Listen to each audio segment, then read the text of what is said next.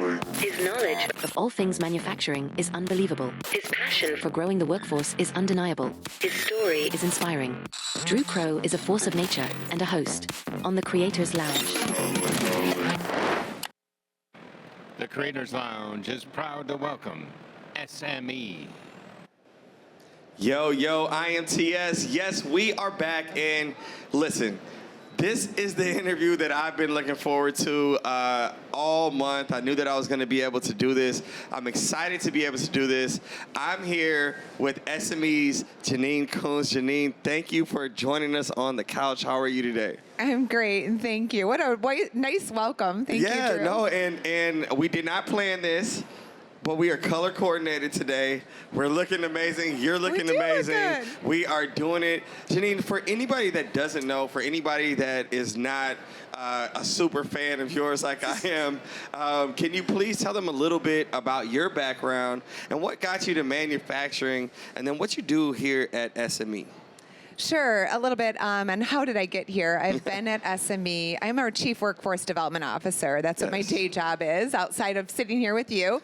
And been with the organization for almost 25 years now. And I entered manufacturing really kind of as a novice. I knew of the industry, but really from afar. And admittedly, what's kept me here is really where I fell in love with the industry, what we do, and its impact on people, on our economy, on our national security. And the journey was a little unique. I came in from a background in the sports industry, out of all things. Yes. I know, Drew, right? And in seeing all the richness that it has to offer, my role was really to look at how to better serve the industry and its needs as a nonprofit organization. And that led me to people, right? Yeah. Because we know manufacturing, as much as we are all about the technology, it's the people who really drive our innovation. Amen. And manufacturing is really changing people's lives. My life was definitely uplifted and affected by a career in manufacturing.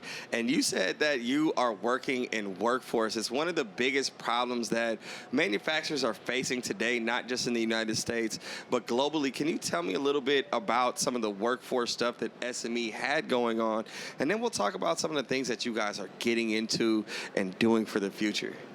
Yeah, in terms of SME, we are, as I mentioned, a nonprofit dedicated to the advancement and adoption of technology and building the capabilities of North America's workforce. But that's a pretty broad objective, right? So it's not for the faint of heart. And really the way we've approached that is a little bit of across the ecosystem.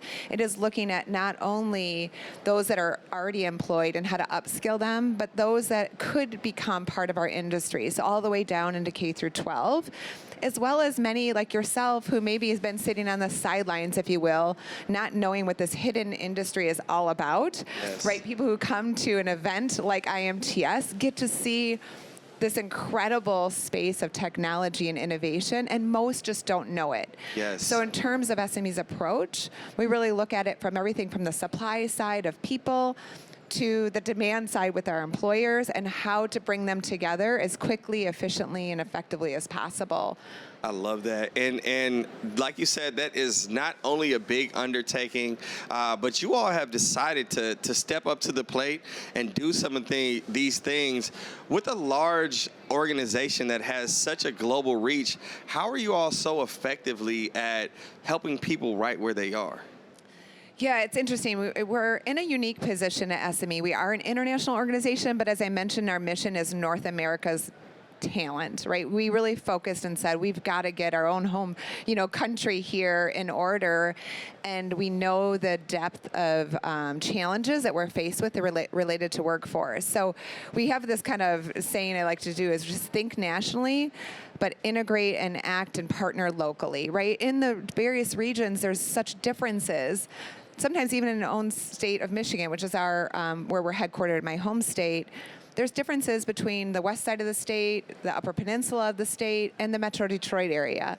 So, Drew, to your question, there is so many great organizations doing good work in workforce, whether it's the education system, other nonprofits, community-based organizations that are local, but how can SME take what we see locally and maybe scale that to other communities, as well as try to take things into various areas and bring kind of communities of practices, I guess, together. I love it. And we'll expand more on that in just a second. For now, we're going to toss it to our sponsors for a quick break. We'll see you on the other side.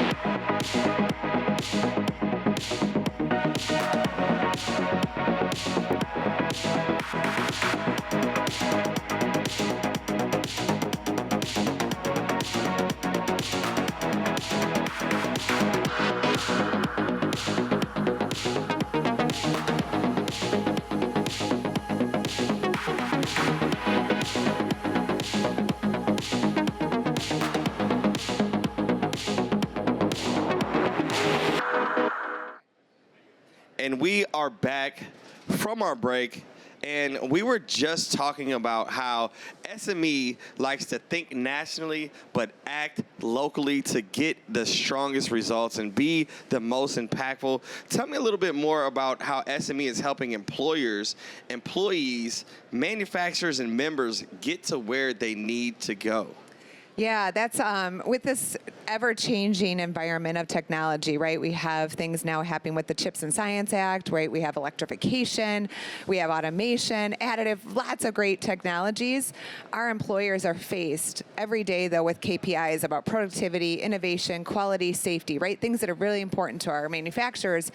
But keeping up with talent is also really important. So SME takes that role very seriously on how we can help capture the ever-changing bodies of knowledge or skills and competencies required of the workforce so that we can help identify those and then backfill the training and education needed by organizations like SME or help equip those maybe in that local area. So that's from the employer side, and then certainly from individual side is keeping everyone aware of how their interests could translate into something as a meaningful career in manufacturing and getting them into the right hands of those community organizations that can get them careers in manufacturing for a lifetime. I love it. I love it. And it's not just about the awareness of careers. SME is really stepping it up. They're really putting their best foot forward in a lot of different areas. We've got the Smartforce Student Summit here. We've got Tooling U. There are certifications that people can get themselves certified and, have a paper and a standardization that says, I do have these skills. And industry is recognizing those. Industries are taking those and saying, this is great, we'll get you hired. Tell me a little bit more about the collaborations and the intentions of getting with an AMT and doing things like the Smartforce Student Summit, the Prime Schools. How are you all really getting behind some of these organizations and being the wind beneath their wings? Yeah, thank you. Well, we believe, I kind of joke, partners are us. I believe unprecedented collaboration is required at this time, right? It's always been important, but there is no time like now for us organizations and nonprofits like AMT, who does amazing work. You can't not notice that here at IMTS. And we've been a partner to AMT for years, partnering around some things related to technology advancement, as well as workforce. But last year, in working with them and their leadership, said, SME, you really kind of workforce is one of your dominant areas of focus. And we have some elements that we've been doing, and the Smartforce Student Summit was one of those that they chose to have a partnership with SME, and we gladly stepped up to that opportunity to partner with them, and we produced the Smartforce Student Summit, which we're looking to get maybe 18 to 20,000 students and educators through this week to see what manufacturing actually looks like. Well, I'll tell you a secret. I actually have my children up here right now. They are skipping school to be at the Smartforce Student Summit. They come back to the hotel room every day with new stories, new ideas of what they can do with their future. Obviously, a bunch of awesome giveaways. So I personally want to thank you all for planting that seed in my kids' heads. And there's no ceiling to where they think that they can go now because of the things that they've seen. So so that's just the realness of the Smartforce Student Summit, and that's what we can get with these collaborations. 20,000 kids coming through here being inspired to be the next makers, the next innovators. It's amazing. Tell me a little bit about some of the national strategy and the commitment to manufacturing, maybe along the lines of the standardization, so that we can all continue to move forward and innovate. Yeah, so, and you brought up earlier the certifications and the standardization. So SME has been a certifying body for 50 years.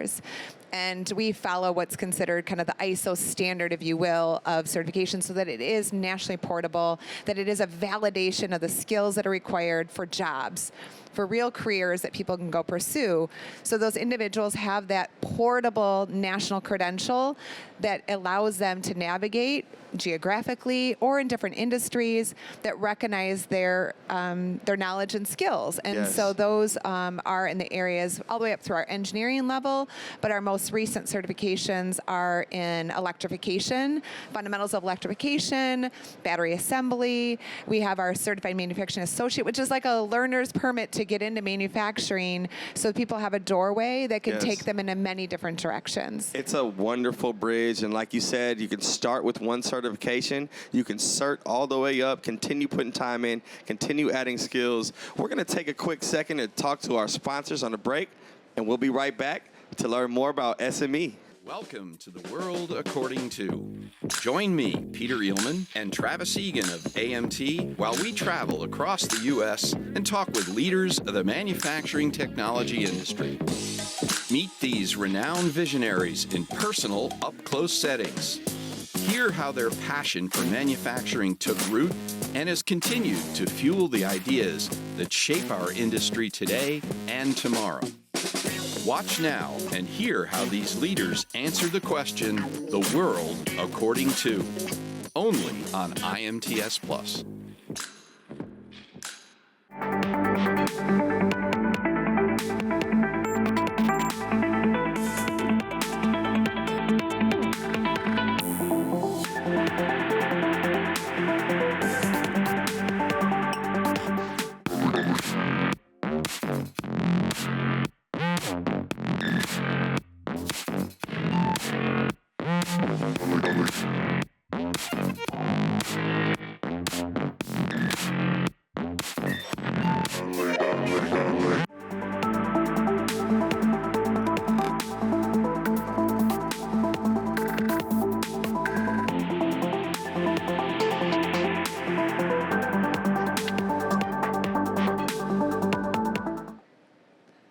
And we're back. We left off talking about some of the certifications that SME offers. I kind of accidentally spilled the beans that my kids skipped school to be here this week. And speaking of school, I was down in the Student Summit giving a presentation yesterday, and almost every student in the chair was with Proviso Manufacturing, Proviso Panthers, April Sinace, and they're a Prime school. Now, tell me a little bit about Prime program and how you all are getting into these schools and helping them level up their game. Yeah, our Prime program is one of our signature programs that our SME Education Foundation produces. It stands for Partnership Response in Manufacturing Education, and it's all about, you talked earlier about the collaboration between employers and individuals and that ecosystem of educators. So this is about looking and equipping high schools, career and technical education high schools, to have a very good understanding of what those skills that we talked about earlier are needed by the employers, and then backing into the school and ensuring that they have the equipment needed, the curriculum, the teachers training, the marketing dollars to generate the interest, money for maybe middle school camps like First Robotics, things like that. So our Prime program is something that's a very good, it's one of the most comprehensive programs for high schools. And we are doing that. We have about 110 of those across the country in 23 states, often being funded by states or employers themselves. That is amazing. And I've also heard that it doesn't stop there. I heard that there is a challenge and there's a commitment that technical colleges alongside you all are taking to really tackle this pipeline issue, make the commitment, and put the work in. Can you tell me about that a little bit and what what we're going to do with that? Sure. We launched it actually earlier this year in January. It's called the Manufacturing Imperative Workforce Pipeline Challenge. And yes, it was partly us just even saying to ourselves, we've been talking about this issue, so we ourselves wanted to step up. And we looked for like-minded institutions, colleges, and 25 college presidents stepped forward to join us in this pipeline challenge in about 17 states. And the Pipeline Challenge is all about really a commitment to generating an additional 75,000 students to be enrolled in the next 3 years. I think my heart skipped a beat. Yes. Can you give me that number again? Yes. How many students? 75,000. We know it's an Wow. audacious goal. It is 1,000 per school per year. So that's 3 years at 25 schools for 75,000. Wow. And we're really looking at people who maybe manufacturing hasn't thought of, women, right? Yeah. Maybe getting more women, veterans, second chance citizens, right? Those that need a second chance, Yes, right, Drew? yes. And deserve to have an understanding of what's available to them for a career that can really change the trajectory of their lives. So it is a partnership with the colleges to, engage their industry, but also think through really innovative ways of creating a bigger pipeline. And we're testing artificial intelligence. We're testing new ways to identify people in their communities. And it's all a very strong partnership of the College of Presidents are networking too, and they're sharing best practices. So a lot going on there. But yes, it's a great segue from the high schools into community colleges. And that pathway is exactly what's going to get, these next generations and people from these communities that have been passed over, like myself, like women, like, my daughters and my son that are here right now. That's going to get the real buy-in. Not just saying, hey, we're committed to you. Not just saying we'll show you something at the Student Summit, but we're going to get behind programs to help come intentionally find you, skill you up, and then help that local area. I love it.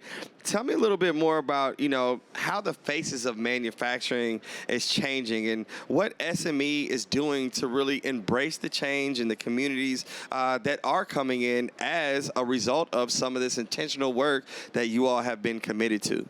Well, our goal is to have the workforce be reflective of our nation's people, and it's not right now, right? It's not. And so it's a goal that we know is going to take some time, but it takes a true commitment with an objective to, again, have it look a little bit more like our nation's people. So programs similar to our Prime program that I mentioned, our Manufacturing Imperative, and also women's programming. While we're here talking down in the Student Summit, I know one of my colleagues is doing a panel on women in manufacturing. So we try, Drew, to support. We have a great program in Missouri where we partner with a college and I believe the MEP there locally, and it's with second chance citizens who are getting certified and getting jobs as they come out, using some of our certifications and our training in an environment that then they use the college for some of the hands-on learning, and the employers are there to interview and get jobs for these individuals. So it's kind of, there's not any one hit thing that'll kind of solve it, but we've got to do as many things as we want, and I will continue to say SME is open to all partnerships. We sit in a unique position as a 90-plus year nonprofit, yes, dedicated to the advancement of this industry on a national level, and there is lots of goodness that happens that sometimes people don't have the ability to scale it because they don't have the audience, and SME has a lot of tentacles into lots of communities and organizations like AMT and others that we stand ready to do what we can. And you're continuing to build, connect, and partner with people in this community to grow it. I hope you all got as much out of this as I did. If you want to know more about the workforce efforts of SME, if you want to know how you can connect with SME, or if you're a person that's just looking for some direction, looking for some skills, looking for a great job, you yourself can join SME and you can skill up. There's student chapters, there's pre-professional chapters, there's professional chapters. They are making it easy for you to become a part of this wave and to get into manufacturing and skill up. Jeannine, thank you so much. Thank you. SME, thank you so much. And we'll be back soon. Thank you.